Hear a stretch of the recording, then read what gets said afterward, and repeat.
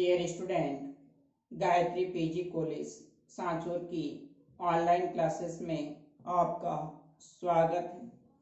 आज हम BSc part third organic chemistry में नेक्स्ट जो टॉपिक है पॉलीसेकेराइड्स, जिसके अंतर्गत स्टार्च, इस पर डिस्कस करेंगे। इससे पहले लेक्चर में हमने डाइसेकेराइड्स, जिसके अंतर्गत lactose, sucrose and lactose,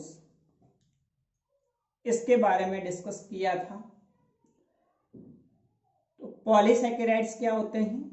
polysaccharides जिसके अंतर्गत 10 या उससे अधिक मोनोसेकेराइड इकाइयां आपस में जुड़ी हुई रहती है, तो उसको हम पॉलीसेकेराइड्स कहा जाता है। स्टार्च जो होता है उसमें बहुत सारी ग्लूकोज की इकाइयां हैं, उसके जुड़ने से पॉलीसेकेराइड्स बनता है। तो ये कार्बोहाइड्रेट का मुख्य स्रोत है, यानी जो स्टार्च है वो हमारे भोजन का मुख्य अवयव है, जो कि पेड़ पौधों और जीव जंतुओं के अंतर्गत भोजन के रूप में संचित रहता है। यह हरे पौधे के बीजों में, जड़ों में सुरक्षित रहता है। इसके अलावा जो भोजन के स्रोत हैं, अनाज, गेहूं है, जौ है, मक्का है, चावल है, आलू है, उसके अंदर भी उपस्थित होता है। इसका जो सामान्य सूत्र है वो C6H10O5 का होल n। जब इसका अम्ल की उपस्थिति में जल अपघटन करवाया गया तो बहुत सारी ग्लूकोज की इकाइयां प्राप्त होती हैं। C6H10O5N NH2 डाइल्यूट HCl की उपस्थिति में n इकाइयां ग्लूकोज की प्राप्त होती है। दैट मीन्स जो स्टार्च होता है वो बहुत सारी जो ग्लूकोज की इकाइयां हैं उसके जुड़ने से बनता है। स्ट्रक्चर की बात करें तो स्टार्च दो भिन्न भिन्न पॉलीसेकेराइड्स का मिश्रण है। इसमें दो अलग अलग संरचनाओं से मिलकर के बनता है। एक भाग जिसको अल्फा एमाइलोज कहा जाता है और दूसरा भाग जिसको बीटा एमाइलोज या फिर एमाइलो पैक्टिन कहा जाता है। यानी अल्फा एमाइलोज संरचना और बीटा एमाइलोज जो संरचना है, इनसे मिलकर के स्टार्च की संरचना बनती है। सबसे पहले हम बात करें अल्फा एमाइलोज की, तो अल्फा एमाइलोज के अंदर ये सिर्फ स्टार्च का 10 से 20% भाग ही बनाता है और इसके अंदर सारी की सारी अल्फा डी ग्लूकोज की जो इकाइयां हैं वो भाग लेती है। अल्फा डी ग्लूकोज की जो इकाइयां हैं वो आपस में 1,4 ग्लाइकोसाइडिक बंध के द्वारा जुड़ी हुई रहती है और इसमें जो अल्फा डी ग्लूकोज की इकाइयां हैं वो रेखीय श्रृंखला के अंदर जुड़ी हुई रहती है। तो इस भाग को हम अल्फा एमाइलोज कहा जाता है। तो अल्फा एमाइलोज है उसमें एक अल्फा डी ग्लूकोज का C1 कार्बन पर उपस्थित OH समूह और दूसरा जो C4 कार्बन, दूसरा ग्लूकोज का अणु होगा उसका C4 कार्बन का OH समूह H2 अणु करके रेखीय क्रम में सारी इकाइयां जुड़ती जाती है और इस प्रकार से अल्फा एमाइलोज संरचना का निर्माण होता है और इसके अंदर जो बंध होता है वो 1,4 अल्फा ग्लाइकोसाइडिक बंधन होता है।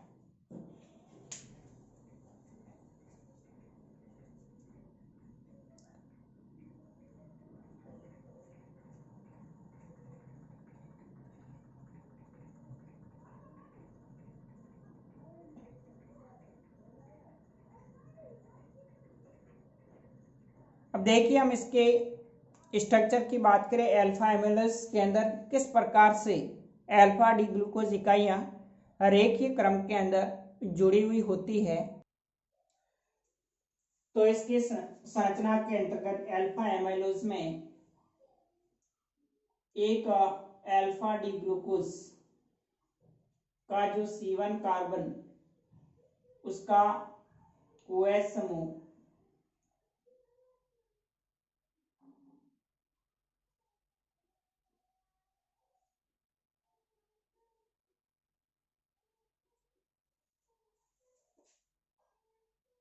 दूसरी इकाई अल्फा डी ग्लूकोज की है, उसका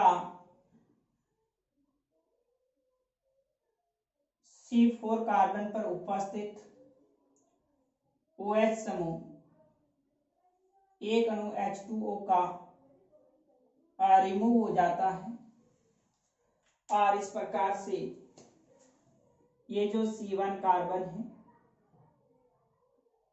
वो दूसरी अल्फा डी ग्लूकोज की C4 कार्बन से अभिक्रिया करके यहाँ से H2 अणु रिमूव हो जाएगा और C1 और C4 कार्बन के बीच में अल्फा ग्लाइकोसाइडिक बॉन्ड बन जाता है।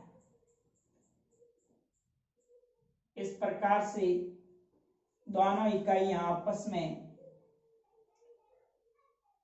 1,4 ग्लाइकोसाइडिक लिंकेज के द्वारा जुड़ी हुई होती है।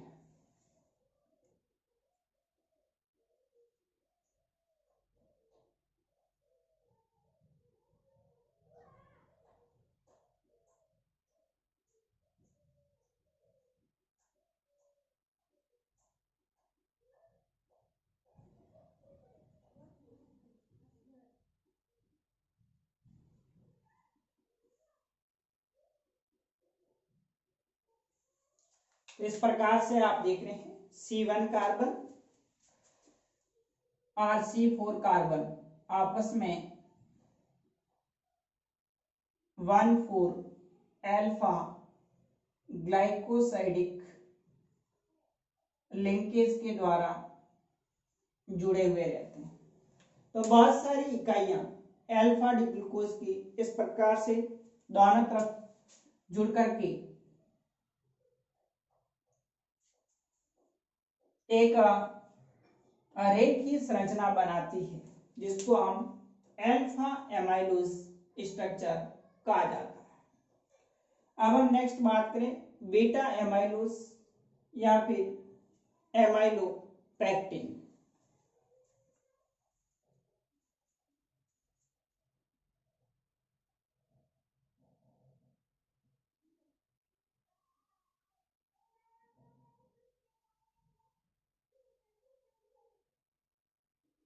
तो देखिए बीटा एमाइलोज या एमाइलोपेक्टिन यह स्टार्च का 80 से 90% भाग बनाता है, जबकि ये वाला 10 से 20%। इसमें क्या है कि सारी अल्फा ग्लूकोज की जो रेखीय श्रृंखलाएं होती है वो साखित श्रृंखला के रूप में जुड़ी हुई रहती है। जो ये 1,4 अल्फा ग्लाइकोसाइडिक लिंकेज से जुड़ी अल्फा डी ग्लूकोज की रेखीय जो श्रृंखला होती है वो आपस में दो रेखीय श्रृंखलाएं इस प्रकार से साखित श्रृंखला के रूप में जुड़ी हुई रहती है। इस रचना में अल्फा डी ग्लूकोज रेखीय श्रृंखला दूसरी रेखीय श्रृंखला के साथ 1,6 अल्फा ग्लाइकोसाइडिक लिंकेज से जुड़ी हुई रहती है। देखिए इसमें क्या होता है, ये जो एक रेखीय श्रृंखला है, ये जो रेखीय श्रृंखला 1,4 अल्फा ग्लाइकोसाइडिक लिंकेज की, तो ये आपस में इस प्रकार से दूसरी जो रेखीय श्रृंखला होगी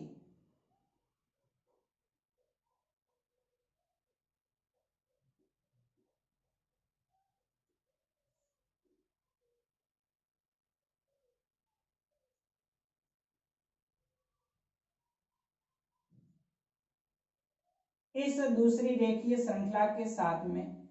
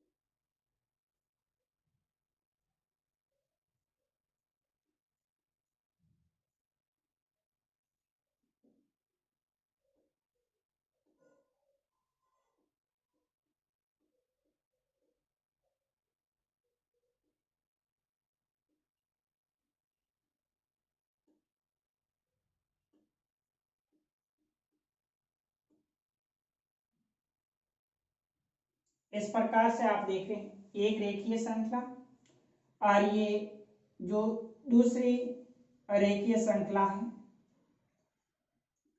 ये आपस में 1,6 अल्फा ग्लाइकोसाइडिक लिंकेज के द्वारा जुड़ी रहती है। That means C1, C2, C3, C4, C5 और C6 कार्बन ये एक 1,4 अल्फा ग्लाइकोसाइडिक लिंकेज से जुड़ी जो अल्फा डी ग्लूकोज की रेखीय श्रृंखला होती है।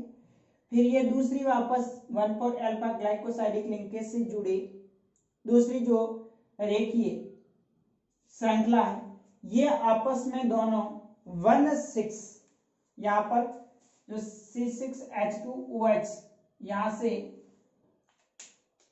ये जो OH समूह है इसके साथ में विक्रिया द्वारा एक H2 अणु रिमूव हो जाता है और ये यहाँ से जो आप देख रहे हैं ये CH2O इस C1 कार्बन के साथ में जुड़ करके इस प्रकार से ये बंध बना लेता है।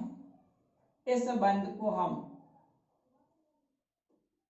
1,6 अल्फा ग्लाइकोसाइडिक लिंकेज कहा जाता है।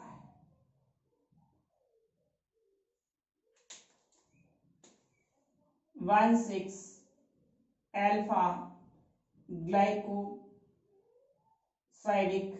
लिंकेज कहा जाए।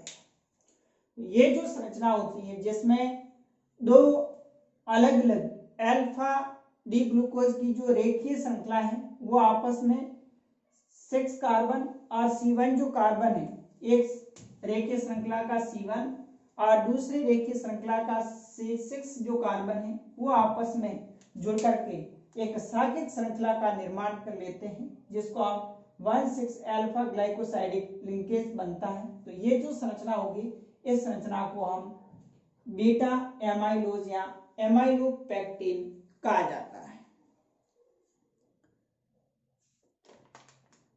तो इस प्रकार से बहुत सारी इकाइयां आपस में रेखीय और शाखित क्रम में जुड़ने के बाद स्टार्च जो पॉलीसैकेराइड है इसका फॉर्मेशन होता है। अभी जो एग्जाम हुआ था फर्स्ट ईयर ये BSc पार्ट 3 ऑर्गेनिक केमिस्ट्री में तो 1 नंबर का सवाल पूछा गया था कि स्टार्च में कौन कौन सा संगठन और इसकी क्या संरचना होती है। तो सिर्फ ये आपको इसमें संरचना बनानी थी और ये बताना था कि इसमें दो प्रकार की एक अल्फा एमाइलोज और दूसरा बीटा एमाइलोज। अल्फा एमाइलोज में 1,4 अल्फा ग्लाइकोसाइडिक लिंकेज और बीटा एमाइलोज में 1,6 अल्फा ग्लाइकोसाइडिक लिंकेज होता है जिसमें शाखित श्रृंखलाएं आपस में जुड़ी हुई रहती है। इस प्रकार से स्टार्च है उसके अंतर्गत दो अलग अलग संरचनाओं से मिलकर के इसकी संरचना का निर्माण होता है। एक बार और भी सवाल पूछा गया था कि स्टार्च किस संरचना में सबसे अधिक भाग बनाता है। तो बीटा एमाइलोज होता है वो अपना 80 से 90% भाग बनाता है जबकि अल्फा एमाइलोज होता है वो ओनली 10 से 20% भाग ही बनाता है।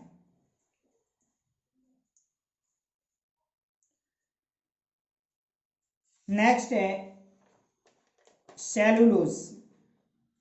तो सेलुलोज के अंतर्गत सभी बीटा डी ग्लूकोज की जो इकाइयां हैं वो आपस में रेखीय क्रम में जुड़ी हुई रहती है। तो इसके बीच में बीटा लिंकेज होता है 1,4 बीटा ग्लाइकोसाइडिक लिंकेज होता है। देखिए नेक्स्ट बात करते हैं हम सेलुलोज की। तो देखिए नेक्स्ट बात करते हैं हम सेलुलोज की। तो सेलुलोज भी एक पॉलीसैकेराइड से जिसमें बहुत सारी बीटा डी ग्लूकोज की इकाइयां आपस में रेखीय क्रम से जुड़ करके 1,4 बीटा ग्लाइकोसाइडिक लिंकेज बंध द्वारा जुड़ी हुई रहती है। तो यह पौधों में पाए जाने वाला मुख्य कार्बोहाइड्रेट है। जो पेड़ पौधे होते हैं उसके सेल वॉल जो कोशिका भित्ति होती है उसके अंदर पाया जाने वाला मुख्य कार्बोहाइड्रेट होता है। इसके अलावा ये कॉटन है, लकड़ी है, सिल्क है, उसमें सबसे अधिक मात्रा में पाया जाता है। या सफेद ठोस जल में अविलय है तथा अमोनियम हाइड्रोक्साइड के अंदर विलय होता है। यह कैसे अनअपचायक शर्करा है, नॉन रिड्यूसिंग शुगर होती है और इसके संरचना के अंतर्गत 300 से लेकर के 3000 बीटा डी ग्लूको की जो इकाइयां होती है वो भाग लेती है और ये सारी की सारी इकाइयां बीटा डी ग्लूकोज की रेखीय क्रम में जुड़कर के एक रेखीय बहुलक का निर्माण करती है। यहाँ आप देख रहे हैं C1 कार्बन पर OH समूह ऊपर की तरफ स्थित है, C1, C2, C3, C4, C5 और C6। तो इस प्रकार से बीटा डी ग्लूकोज है। इस बीटा डी ग्लूकोज की बहुत सारी इकाइयां ये आपस में यहाँ से एक H2 अणु है वो रिमूव हो जाता है और ये 1 कार्बन दूसरी बीटा डी ग्लूकोज के C4 कार्बन के साथ में जुड़कर के 1,4 बीटा ग्लाइकोसाइडिक लिंकेज का निर्माण करती है। तो ये एक रेखीय बहुलक होता है। देखिए इस प्रकार से बीटा डी ग्लूकोज की बहुत सारी इकाइयां आपस में जुड़ करके 1,4 अल्फा ग्लाइकोसाइडिक लिंकेज का निर्माण करती है।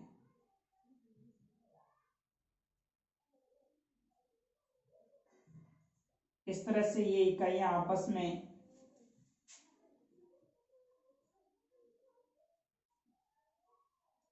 जुड़ती जाएगी।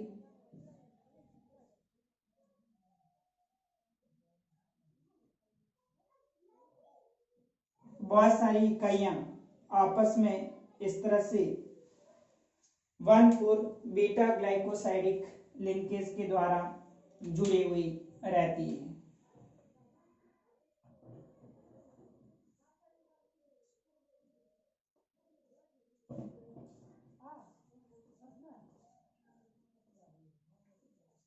तो इस संबंध को हम जो C1 और C4 कार्बन परमाणु के बीच में बनता है इसे 1,4 बीटा ग्लाइकोसाइडिक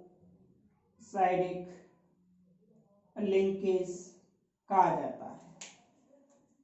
तो इस प्रकार से सारी इकाइयां आपस में 1,4 ग्लाइकोसाइडिक लिंकेज के द्वारा जुड़ी हुई रहती है।